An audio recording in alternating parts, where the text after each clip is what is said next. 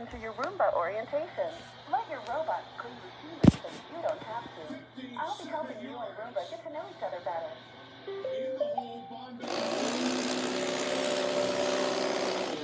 Because the more you learn about Roomba, the more time you'll save.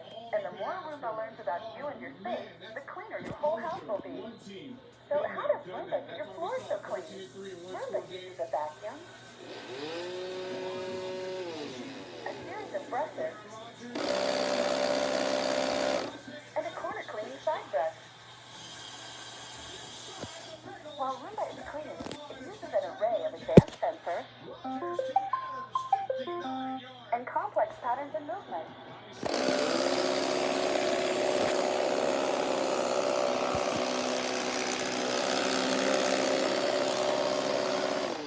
To methodically clean your whole floor. The important thing to remember is to have a little patience with Roomba. Let it do its thing and don't guide it to spots. It may take a little longer than you pushing an upright around, but that's the beauty of Roomba. You aren't doing it. When Roomba finds a particularly dirty area, you'll see this blue light turn on. And Roomba will clean more thoroughly in that spot. Roomba's light touch bumper feature helps Roomba find its way around or even under your furniture and lets it clean right up to the edge of any wall. Pretty cool, huh? Well, that's pretty much all you need to know about Roomba.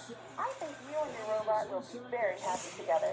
It may take a little longer than you to clean a room, but remember, Roomba cleans routinely, so you don't have to.